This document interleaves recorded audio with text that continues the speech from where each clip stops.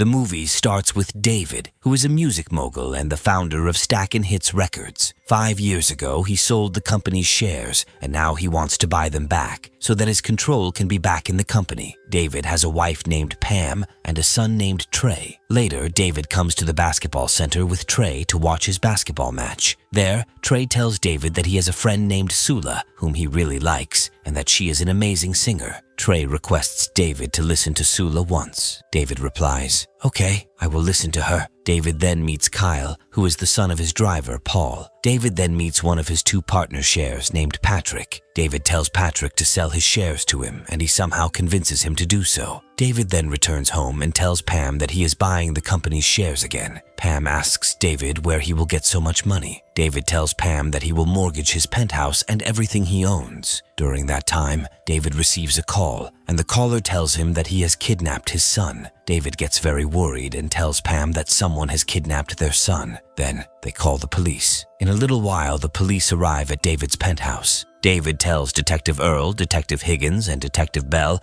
that the kidnapper has demanded $17.5 million from him to release his son. Earl tells David that he wants him to trust them and do as they say, for Trey's sake. Paul comes to David and tells him, "You have done a lot for me and my son, and Trey is also like my son. If you need anything from me, then tell me. I can do anything for you." After a while, Pam comes to David and tells him that the police have found Trey and are bringing him here. The police bring Trey back to his home. David and Pam are very happy to see Trey safe and sound. Meanwhile, Paul asks Earl where his son is. Higgins tells Paul that the kidnapper has his son and has mistakenly grabbed Kyle instead of Trey. Hearing this, Paul becomes very worried because he doesn't even have such a huge amount to give that kidnapper to save his son. Trey tells detectives that Kyle and he don't like the camp food, so they sneaked out of the camp to get something to eat. Kyle went to get pizza, but he didn't come back. Later, David gets a call from the kidnapper. Detective Earl tells David to keep the kidnapper engaged in conversation so that they can trace him. David talks to the kidnapper and tells him that the boy he has kidnapped is not his son. The kidnapper tells David that he still needs to give him $17.5 million,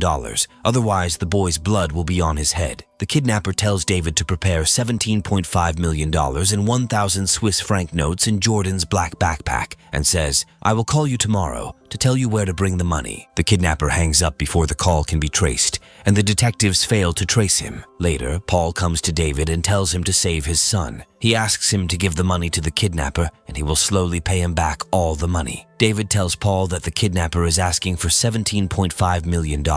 This is a very large amount, and he can't give such a big amount. Patrick comes to David's penthouse to meet him. He tells David to save the boy by giving money to the kidnapper. "If you don't save the boy, and the boy dies, you will be publicly disgraced.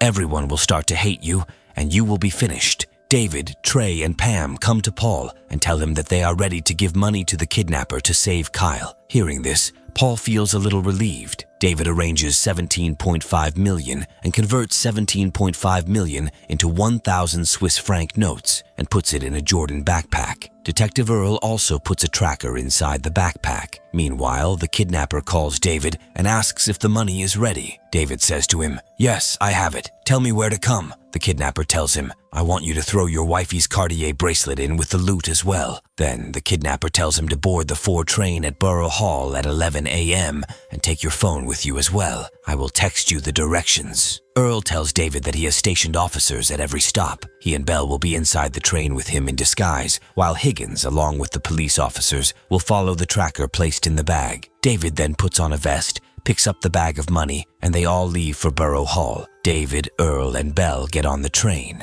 A little later, David gets a call from the kidnapper, who tells him to go between the cars with the bag. While talking with the kidnapper, David ends up between the train cars. The kidnapper tells David to put the money down. David replies that he should first show him where Kyle is. At that moment, one of the kidnapper's companions pulls the train's brake. Due to the train's jolt, the bag slips from David's hands and falls down. Another kidnapper's companion, who is waiting below, catches the bag and gives it to his other companion, who is on a motorcycle. Higgins tracks the tracker hidden in the bag and reaches the kidnapper, catching him. But when he opens the bag, he finds that the money is not inside. The kidnappers leave Kyle at Yankee Stadium. In the hospital, Earl asks Kyle about the kidnappers, whether he saw their faces and where they had kept him. Kyle tells Earl that they had tied him up in a bathtub. He didn't see their faces, nor does he know where they kept him, but he was hearing a song that kept playing repeatedly. Kyle also sings that song to them. The next day, David comes to his company. Just then, his other partner, Dobe, comes to him and warns him that he has to pay the money for the deal he made within 2 weeks. If he doesn't pay money within 2 weeks, his penthouse, artwork, and everything will be taken away. Trey had given David a playlist by some new artists. When David listens to it, he finds the same song that Kyle had said the kidnapper was listening to repeatedly. David goes to Kyle and plays that song for him.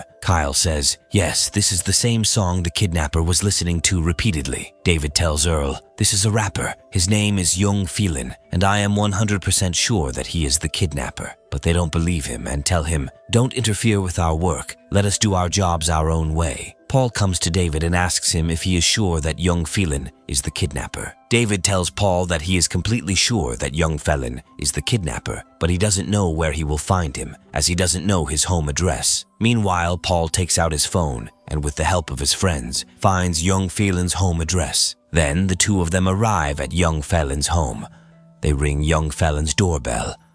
Young Phelan's wife opens the door and tells David that she knows him. Young Phelan's wife welcomes David into her home and tells him that Young Phelan is a huge fan of his and considered him a god, but when he ignored him many times, he was completely broken. David then asks Young Phelan's wife where Young Phelan is now. She tells him that he is at the studio and also gives him the studio's location. David and Paul arrive at the studio. David goes inside, where Young Phelan was performing a song. David turns off the music and starts talking to Young Phelan. Young Phelan tells David that he was a very big fan of him and considered him like a father, but he always ignored him.